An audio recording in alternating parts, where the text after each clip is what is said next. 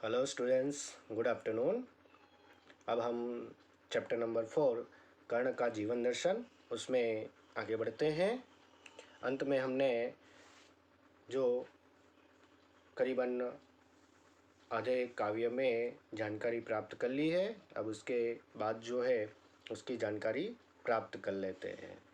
तो आगे है, होकर समृद्धि सुख के अधीन मानव होता नित तपक्षीण, सत्ता किरीट मणिमय आसन करते मनुष्य का तेज हरण, नर विभव हेतु ललचाता है पर वही मनुज को खाता है। तो यहाँ पर मनुष्य की जो लालच की बात है वह बताई गई। तो कर्ण कहता है कि होकर समृद्ध सुख के अधीन मानव होता नित तपक्षीण, के धन दौलत के सुख को गुलाम बनकर मनुष्य अपना ही तेज खो देता है। तपक्षीण यानी कि नष्ट हो जाता है। एक तरीके से हम कहे प्रभावहीन हो जाना, कि सुख दौलत के सुख का गुलाम बनकर मनुष्य अपना ही एक तरीके से जो प्रभाव है वो प्रभाव खत्म कर देता है। मानव होता नित तपक्षण, के मानव जो है वह प्रभावहीन हो जाता है और अपना तेज जो है वह खो देता है। सत्ता किरीट मणिमय आसन करते मनुष्य का तेज हनन। सत्ता यानी कि राजपद, किरीट यानी मुकुट और मणि इससे जुड़े हुए सिंहासन को वह प्राप्त करते ही मनुष्य अपना तेज हर लेते हैं और प्रभावहीन बन जाता है। कहते हैं ना, जैसे व्यक्ति बड़ा बनता है उसे सत्ता मिलती है यानी कि राज्य पद मिलता है, किरीट यानी कि रत्न मणिमय आसन, उससे द्वारा मनुष्य का तेज हरण हो जाता है यानी कि उसके ऊपर जो एक प्रकार का प्रभाव होता है वह धीरे धीरे नष्ट होने लगता है, कि उसके द्वारा अभिमानी वह बन जाता है और जो प्रभाव रहता है वह नष्ट होने लगता है। उसी प्रकार कर्ण कहता है कि नर विभव हेतु ललचाता है पर वही मनुष्य को खाता है। नर यानी कि मनुष्य, मनुष्य विभव हेतु ललचाता है। विभव यानी कि धन दौलत धन संपत्ति के लिए वह ललचाता है। आज सभी व्यक्ति धन प्राप्ति के लिए क्या नहीं करते हैं, अपने जीवन को भी वह जोखिम में डालने के लिए तैयार हो जाते हैं। तो धन संपत्ति पाने के लिए वह ललचाता है, लेकिन उस मनुष्य को पता नहीं होता है कि वही मनुष्य को खाता है, पर यही धन संपत्ति उसे नष्ट कर देती है। इसी को प्राप्त करते के लिए मनुष्य का जीवन भी नष्ट हो जाता है।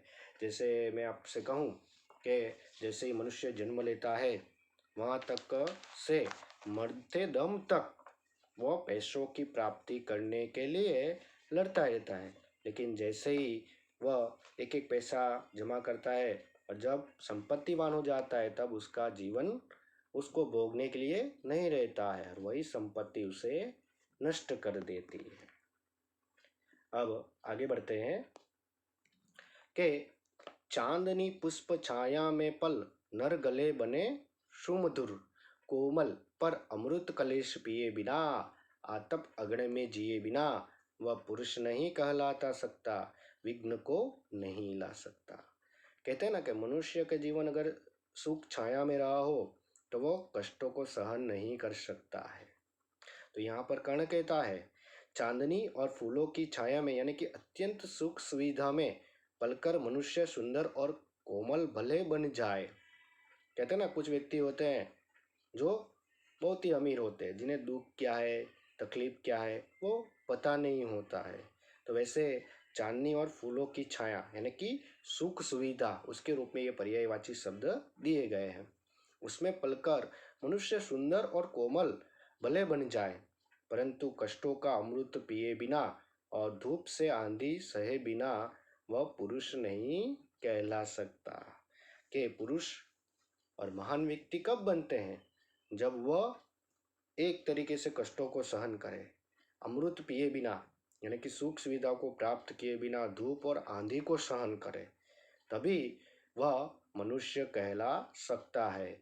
और जो विघ्नों को पार नहीं कर सकता यानी कि विघ्नों को नहीं ला सकता, विघ्नों को नहीं ला सकता वो पुरुष नहीं बन सकता। आज भी हम कहे कि हमारे पास हाथों में सबसे पहले सब कुछ आ जाए धन संपत्ति पैसा, तो उसकी कीमत हमें पता नहीं होगी। लेकिन जब हम उस पैसे को प्राप्त करने के लिए परिश्रम करेंगे, मेहनत करेंगे, तब हमें वो पैसों की कीमत समझ में आएगी। अभी तो आपको आपके माता पिता चलिए बोल दिए कि भाई पापा 100 रुपये चाहिए, 200 रुपये चाहिए, 500 रुपये चाहिए, मिल गए और आपने खर्च कर दिए।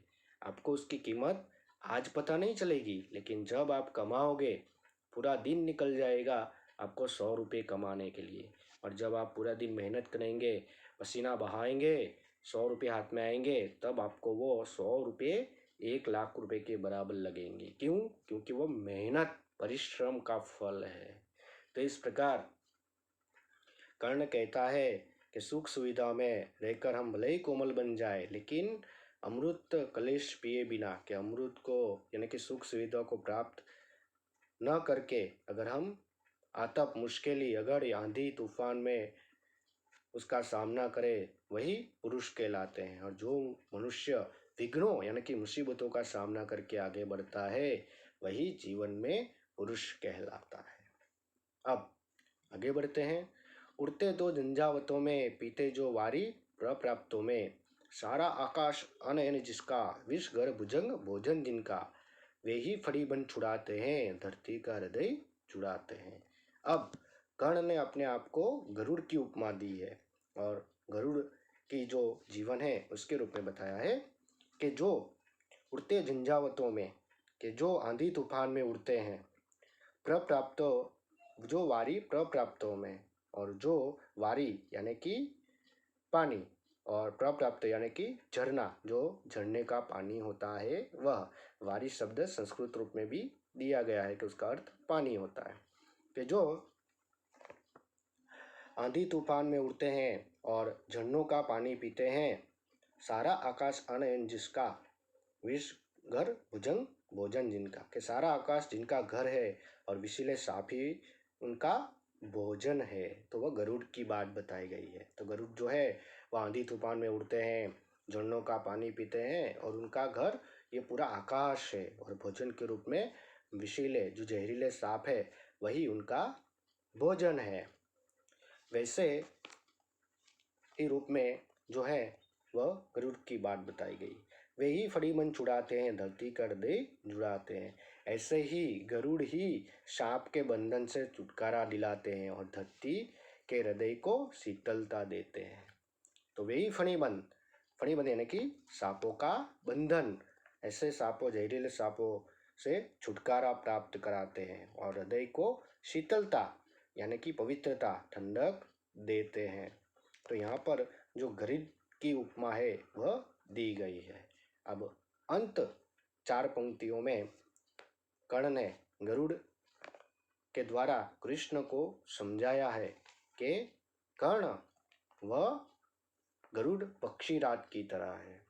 तो पंक्तियां पढ़ते हैं। मैं गरुड़ कृष्ण, मैं पक्षीराज, सिर पर न चाहिए मुझे ताज, दुर्योधन पर है विपद घोर, सकता न किसी विष उसे छोड़, रणखेत पाटना है मुझको, अभिहास काटना है मुझको।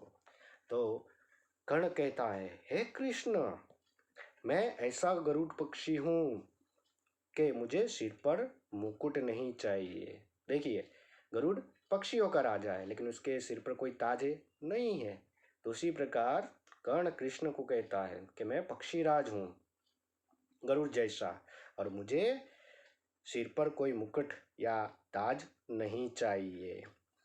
दुर्योधन पर है विपद घोर, सकता ना किसी विष उसे छोड़। कि दुर्योधन पर इस समय भयंकर विपत्ति में वो फंसा हुआ है, जो बहुत ही मुश्किल में है, और इस मुश्किल की घड़ी में मैं उसे किसी भी तरह छोड़ नहीं सकता हूँ।